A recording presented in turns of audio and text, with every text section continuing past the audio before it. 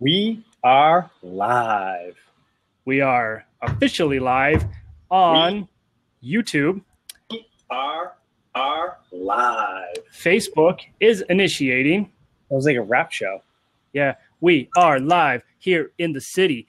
This ain't no pretty living in the nitty gritty. No rhythm on you at all. They should make a movie after me, like 8 Mile, but we'll call it like Squiggly Line Mile. There you go.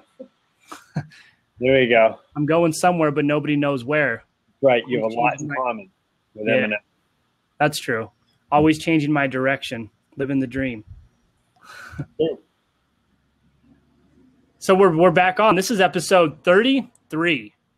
We are currently living the podcasting dream or the live dream, wherever everybody's following this thing on.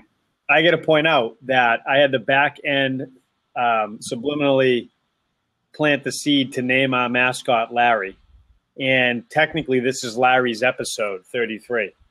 Oh, this is. So what are we going to do about that? It's special. It's very special. Very special. So we're going to give a little shout out to Larry. There he is, our little guy. If you guys want a Larry sticker, all you have to do is share the podcast and send us a screenshot, and we'll send you a couple stickers. Yep, there we go. Back of the phone, on the computer. I got Larry everywhere. Check it out. Nice. Yeah. If you've ever seen our exit thing, Larry's all over the place. Right. Larry is an adorable mascot that really plays into the brand and the identity of Out of the Cave Media. We're a little goofy, we're a little different, and we're not the same boring personality that you see in all the other agencies and all the other businesses out there that don't understand it. That's right. If you've ever gotten an email from us, you'll know that. We are the banana. In a bunch of bananas. We are bananas. BANANAS. We need pom-poms. We do. All right. Bananas. So today we have a pretty cool episode. What we wanted to talk about was the application and use of technology in businesses and making sure that the business doesn't necessarily wholeheartedly depend on the technology to make the business happen and work.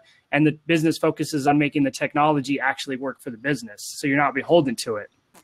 Yeah. So a lot of the times we see, people, they get so caught up in the technology, and then they try to make their business, their procedures, everything work around the technology. And things get piecemealed, right? So you have this tech for that, and then you're like, oh, I need this done now. So you go get another piece of tech. You really want to make sure that your business is tight, your policies and procedures are tight. How your product works, how your whole flow, sales cycles. Do a good job in your business on that stuff, and then you want your software to enhance it. And any sort of tech that you bring in should get better and should work for the business. But ultimately, you don't want the business to work for the tech. You don't want to have so much stuff that you need a specialized person to even deal with it, and just make sure that you don't get bogged down doing that type of a function in the business. I think one of the biggest things businesses fail to recognize is when they adopt a new piece of technology, how much structure and organization and resources they need to put into to make sure that technology functions properly on right. And if the business fails to allocate the required resources and the necessary structure, doesn't initiate strategic planning or put the right people in place to make it work, you're going to get a piece of technology that isn't put out the way that it's intended to be put out and doesn't get adopted by your team or your customers. And if you're in that situation or position, you've essentially set yourself up for a failed product and what you had decided on doing that was probably initially a great idea, but we didn't have the proper planning to make it work. Right. This is where strategic partnerships come in. If you're working with a great piece of software or any sort of support tool for your business, companies do that, and they're built around that, and they've learned how to scale it, and they've learned how to, have all the customer service and get it done. I know we do our own websites and stuff inside of Out of the Cave, but we actually also have a strategic partnership, right? Because the strategic partner brings in a huge team and huge expertise and huge ability level customer service, on call, all the stuff. And, then we have our one person that can handle it, right? So it's learning how to leverage and utilize the technology to work for the business and ultimately free us up to do what we really do well and charge forward and improve our business. Yeah, and that's a big thing. When you're learning or thinking about adopting new strategies, new technology, you need to take a step back and say, is this within the niche we're in? Are we capable of doing this? Are we going to be good at doing this? Or is there someone doing this better than we are who operates this technology already that we can just work with and create a partnership with? And more often than not, businesses try to do it themselves, fall apart, fail to make it happen, and then have to do the strategic partnerships anyway. So when you do it, you have to look at it from both parameters. Can we do it? If not, who can do it better and who can we attach ourselves to provide the best service for our customers and to provide the best interaction for our team, our staff, and our employees? Right. And look at it from a financial standpoint. If you have a full-time employee and they're put on heavy on managing softwares, what is that costing? Right? You can pay a fraction of the price to a company just to handle it for you. And they bring with them teams and resources. Yeah, exactly. And if that's put together, then you're all set and you can just outsource it, have a strategic partnership, have a good master agreement set up, and then you have a free flowing thing that works with you and the company you partner with. So the big thing behind all this is when you're trying to think about adopting and moving towards new technologies, just need to make sure those technologies are going to work for you. You need to make sure you analyze why you need it, what you need it for, and what it's going to do for the business. And then when you move forward, you need to say, okay, is this something that's the flavor of the week that everybody's jumping on, or is this something that's going to be important for me to use? And if it's just a flavor of the week, you might want to wait a little bit, see if you actually need it, and then jump onto it after you've taken some time to organize some strategic planning around it. And if it's not the flavor of the week and it's essential or critical component to the business, then you go into how do we make it work for us in the best possible way, in the best possible scenario. Right. And something else is, a smaller company might have to piece some stuff together, some inexpensive technologies, and they really only have to do it because they can't afford to do a custom solution. So they might go out and get 4 or 5 different softwares to accomplish what one software could handle, except the one software is a little bit more robust, needs a little bit more setup time, maybe a little support, which is normal, right? But if you're a small business growing and that's how you have to do it, you should be planning on a day when you can consolidate everything into a customized solution that specifically looks at your business, your pipelines, right, your procedures, how you interact with your clients, and then is built out around that. Exactly. And when you look at the key, critical pieces of technology and components that you're probably going to have to use, you're going to have some sort of customer relationship management solution so you can remember to do things. You can have profiles, payments, and all that stuff.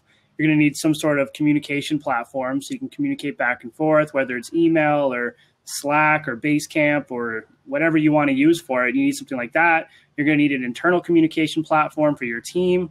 So maybe that's Slack or Glip or one of the other solutions. Those are the big ones. So you need a way to communicate with your customers, manage the customer profile and the customer actions, and then you need a way to communicate effectively.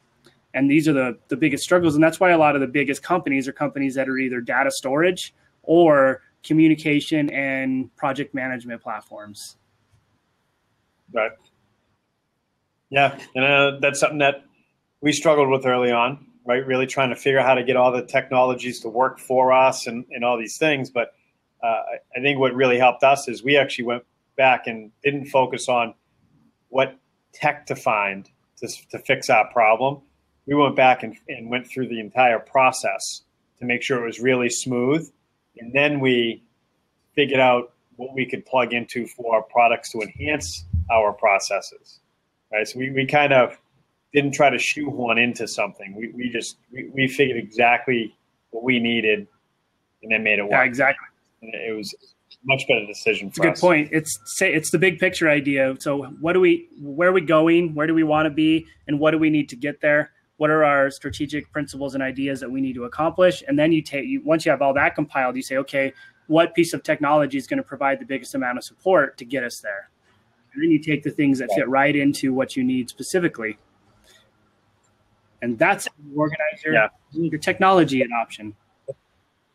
That's right. And we've learned that we actually want, when we build things for clients and we work with softwares, the main thing for us is the support. And so we're willing to pay a little bit extra if somebody else is responsible for the tech issues with it and support. And we don't have time to be messing around with that stuff. We're very client interaction heavy for us. So we need to make sure that if something's not quite going right, somebody takes care of it immediately. Yeah, exactly. And that's one of the biggest pieces. We always talk about customer-centric business, and it's always a two-way street. So we need to be able to interact well. We need to make sure it's a good experience for both customers and staff. And then if both of those things are working really well and we have it organized and the technology is providing that solution and we have the customer support for that solution, then we're winning because we're making people happy and ultimately making less friction happen in the whole communication and process of adopting into this new stuff. Right. Very important. So I think this is a good time to give a shameless plug to. Oh, look, they gave you that T-shirt. They gave me an extra large. They gave me one that fits. This is one of the companies we've got a strategic partnership with, and they're good for custom build-out solutions for organizations. So it's not necessarily it's not cheap options where you bolt lots together. We use Infusionsoft as a little bit higher level custom build-out, built specifically for you and your business. And then we use other tools as well, right? But we use our systems and our procedures and the way we do things. And then we put the right softwares to them to make them work for your business. We don't specifically build out for a certain software and then try to make it work for your business. Exactly. Infusionsoft's cool because it's not really an email solution like we talked about in previous episodes. It's a task management solution. So you can have tasks assigned and organized. People have to check them off. If they don't, you get a task if they didn't do it. So if you want to be a really good manager and you want to make sure that you're on the ball, it's a really good solution to organize that kind of stuff. But they gave me an extra large T-shirt, so I can't even wear my shirt. It's like a muumuu. You could if you cut the sleeves off. Oh, I could cut the sleeves off and like tie it and stuff, and I'd look jacked. Yeah, make a muscle shirt. Then I can wear it on Jacked and Chan Saturdays when we do bicep curls with 10 kilos. Right. I think it's important. 100%. All right. All right, brother. This was a good episode. I'm excited about this one. We might see everybody tomorrow. Maybe not. We don't know. We've been pretty good about daily, but we have to be good about almost daily too. So maybe we should skip a few days. We should try. We have a hard time. We both get itching to get back on. I know. It's really fun. I did a podcast the other day at 10 o'clock at night, and I was pumped. That's right.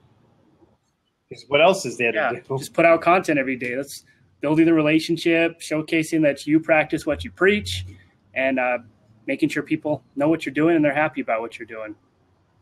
That's Providing value, the ultimate goal. All right, guys. Thanks for tuning in to episode 33, the show dedicated to our mascot, Larry. Yeah, Larry's a champion. Might see you tomorrow. Maybe. See ya.